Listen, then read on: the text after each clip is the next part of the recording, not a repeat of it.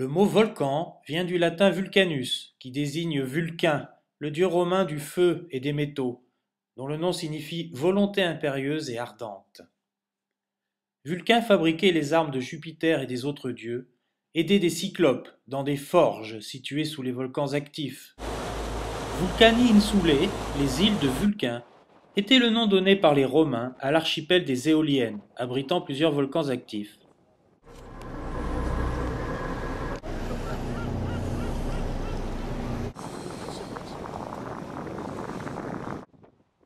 L'île de Vulcano était considérée comme la demeure de Vulcain.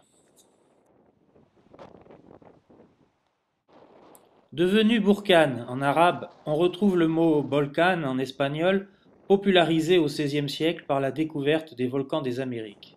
Le Bolkan espagnol a donné les mots volcanisme, volcanologie, volcanologue, alors que vulcanologie, vulcanologue dérive directement de la racine latine vulcanus. Aussi emploie-t-on indifféremment les deux familles de mots. De nombreux dépôts de soufre produits par les fumerolles colorent les lèvres du vulcano. Le nom du soufre était le vulcain chez les alchimistes. En 1839, Charles Goodyear découvrit qu'on pouvait utiliser le soufre pour durcir le caoutchouc. Il appela ce traitement la vulcanisation. Un volcan est un relief formé par l'éjection et l'empilement de matériaux issus de la montée et de l'arrivée en surface d'un magma. Le vulcano a des éruptions explosives, violentes, avec émission de grands panaches de cendres. Il a permis de définir le dynamisme vulcanien. Si dans l'Antiquité l'île de Vulcano abritait Vulcain, le dieu grec du vent, Éole, avait sa demeure au Stromboli.